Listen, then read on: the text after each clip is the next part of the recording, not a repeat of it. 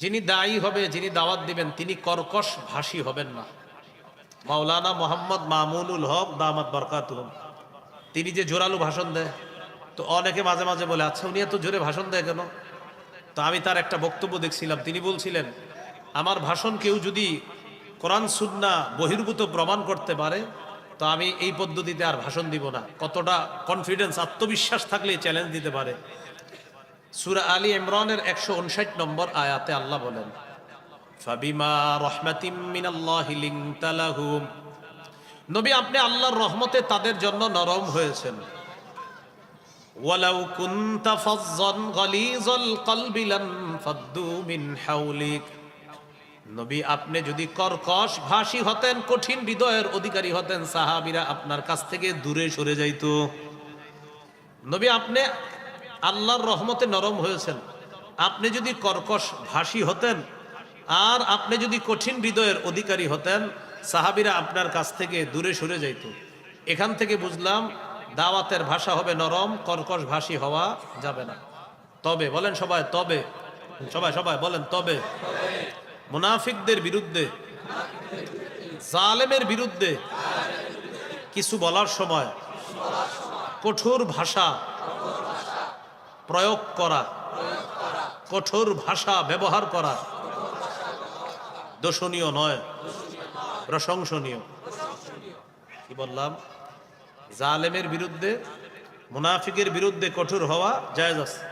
যেমন মাওলানা মোহাম্মদ মামুনুল হক দামাত বরকাতুহুম, তিনি যে জোরালো ভাষণ দেয়, তো অনেকে মাঝে মাঝে বলে, আচ্ছা উনি এত জোরে ভাষণ দেয় কেন?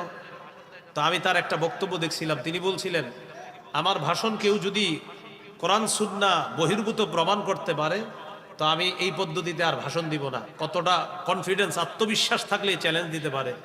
তো আমি এটা শুনে বুঝতে পারছি বাস্তবিকই তিনি যে পদ্ধতিতে ভাষণ দেয়, বিশেষ করে তিনি মাজলুমের পক্ষে বলে, জালেমের বিরুদ্ধে বলে, মুনাফিকদের বিরুদ্ধে বলে। আর মুনাফিকদের বিরুদ্ধে, জালেমের বিরুদ্ধে কঠোর ভাষা অবলম্বন, তাদের প্রতি কঠোর হওয়া, এটা আল্লাহ কোরআনে নির্দেশ দিয়েছে। কোথায়? সূরা তাহরিম 9 নম্বর আয়াত। কোন সূরা? সূরা তাহরিম কত নম্বর আয়াত?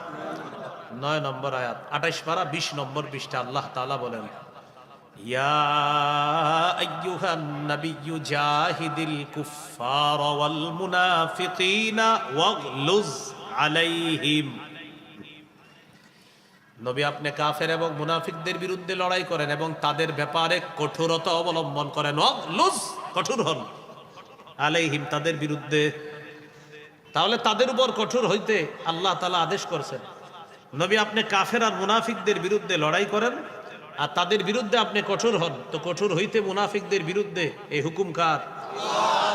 আল্লাহ। ইবনে মাজাহ, কোন কিতাব? 45 নম্বর হাদিসের বর্ণনা। এবার হাদিসটা বলি, বলার পর আপনারা মিলাবেন। আমাদের শাইখুল হাদিস সাহেবের সন্তান যে ভাষণ দেয়, ভাষণ মিলে কিনা দেখেন। কানান নবিয়্যু সাল্লাল্লাহু আলাইহি ওয়াসাল্লাম ইযা খাতাবা ইহমাররাত আইনা, কখনো কখনো নবী যখন ভাষণ দিতেন, নবীর চোখগুলা লাল হয়ে যেত। চোখ কি তো? ওয়া আলা সাউতুহু, নবীর আওয়াজ উঁচু হয়ে যেত। কি হইতো? তাহলে চোখ কি হইতো? আওয়াজ উঁচু হয়ে যেত। ওয়াশতাদ্দা গদাবুহু, নবীর রাগ খুব বেড়ে যাইত। কি হইতো? তাহলে রাগ বাড়া, চোখ লাল হওয়া, আওয়াজ উঁচু হওয়া, কি আসেনি হাদিসে? এই জন্য কারো বিরোধিতা করার আগে আপনি শিউরে নেবেন যে আমার বিরোধিতাটা সঠিক কিনা। কানান নবিয়্যু সাল্লাল্লাহু আলাইহি ওয়াসাল্লাম ইযা খাতাবা, রাসূলুল্লাহ সাল্লাল্লাহু আলাইহি সাল্লাম যখন ভাষণ দিতেন, ইহমাররাত আইনা, নবীজির চোখ দুইটা লাল হয়ে যেত। ওয়া আলা সাউতুহু, আওয়াজ উঁচু হয়ে যেত। ওয়াশতাদ্দা গদাবুহু, প্রচন্ড রাগ বেড়ে যাইত নবীর। কান্নাহু মুনদিরু জাইশিন, যেন নবী কোন দলকে সতর্ক করতেছে, সতর্ক বাণী দিচ্ছে তাদেরকে। এইভাবে নবীর চোখ লাল হয়ে যেত, রাগ হয়ে যেতেন নবী, আওয়াজ উঁচু হয়ে যেত। তাহলে ক্ষেত্র বিশেষ আওয়াজ উঁচু করা, চোখ লাল করা, গলার রগ ফুলে যাওয়া, এটার প্রমাণ হাদিসে কোরআনে আছে না নাই? আছে। তাহলে আবার বলছি, 1 নাম্বার কৌশলে দাওয়াত দেওয়া, 2 নাম্বার নরম ভাষায় দাওয়াত দেওয়া, 3 নাম্বার কর্কশ ভাষী না হওয়া, 4 নাম্বার কথা, প্রয়োজনে মুনাফিকের বিরুদ্ধে, জালেমের বিরুদ্ধে কঠোর ভাষা ব্যবহার করা যেতে পারে, এর অনুমতি কোরআন দিয়েছে, হাদিস দিয়েছে।